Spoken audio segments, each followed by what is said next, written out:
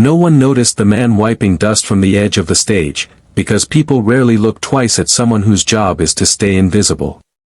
In a packed community auditorium in Des Moines, Iowa, where bright lights warmed polished wood and rows of expectant faces murmured with anticipation, he was just another single dad doing whatever work he could to keep his life from collapsing.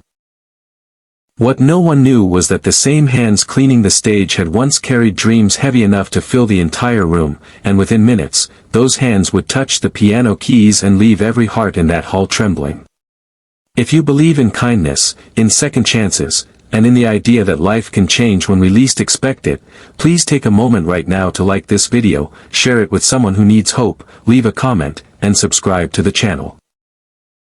Your support helps keep stories like this alive. Ethan Wallace had learned to move quietly through the world. At 36, he was a single father raising his 8-year-old son, Noah, after losing his wife to a sudden illness that left no time for goodbyes. Music had once been the center of Ethan's life. He had studied piano through his teens and early 20s, earning praise from teachers who said he had rare emotional intuition. But dreams don't pay hospital bills, and they don't soothe a child crying in the middle of the night. When grief arrived, music was the first thing Ethan let go of. He sold his old piano, took whatever jobs he could find, and accepted that survival mattered more than passion. The night of the charity concert, Ethan was working as part of the cleanup crew, a temporary job arranged through a local contractor. He had spent the day mopping floors, arranging chairs, and wiping fingerprints from the grand piano that sat center stage like a quiet promise. Each time he passed it, his chest tightened. The piano reminded him of evenings long ago when his wife would sit nearby listening, when music had felt like a language that made sense of everything. Now it felt like a memory too painful to touch. As the audience gathered and performers prepared backstage, Ethan focused on his work, counting minutes until he could go home to Noah. He planned to heat leftovers, help with homework, and pretend he wasn't exhausted. Then something unexpected happened. One of the scheduled pianists fell ill moments before the performance, leaving the program suddenly incomplete. Organizers whispered urgently near the stage, tension spreading through the room like a held breath. Ethan tried to make himself smaller, hoping not to be noticed, but fate has a way of finding people who are running from themselves. Someone remembered seeing him earlier, how he lingered near the piano, how his hands moved with familiarity. They asked if he could play. Panic rushed through him. Ethan hadn't touched a piano in years. His fingers were rough from labor, his confidence buried under grief and responsibility. But as he thought of Noah waiting at home, of all the things he had given up without complaint, something inside him shifted. For the first time in years, he allowed himself to want something again. When Ethan sat at the piano, the room fell into an uncertain quiet.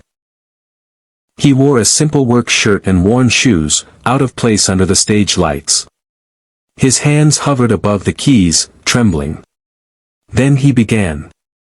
The first notes were soft, almost cautious, but they carried a weight that cut through the air. As the melody unfolded, it told a story no words could hold. It spoke of love found and lost, of nights spent holding a child through tears, of a man learning how to keep going when his heart was broken. The audience leaned forward without realizing it. Tears appeared not because the music was technically perfect, but because it was honest. Each note felt lived in, shaped by sacrifice and quiet endurance. Ethan played the way someone does when they have nothing left to hide. By the time his hands left the keys, the silence was heavy, sacred. Then the room erupted, not with polite applause, but with something raw and grateful. Ethan stood there stunned, his chest tight, unsure of what he had just unleashed. For the first time since his wife's passing, he felt seen not as a worker, not as a struggling father, but as a human being with something valuable to give. People approached him afterward, offering encouragement, opportunities, and support. But more than that, they offered recognition. They reminded him that the part of himself he thought was gone had only been waiting. At home that night, Noah noticed the change immediately. Ethan didn't explain everything. He didn't need to. The warmth in his smile said enough. Music slowly returned to their lives, first through borrowed instruments, then through community programs and late-night practice sessions after Noah fell asleep.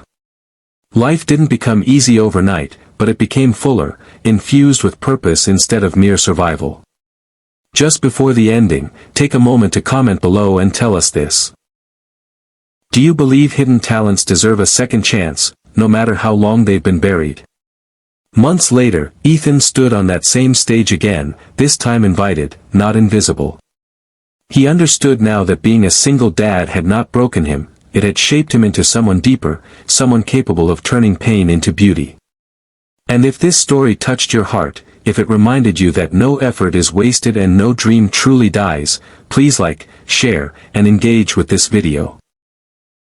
Your support helps these stories reach those who need them most, and somewhere out there, another invisible person might finally be seen.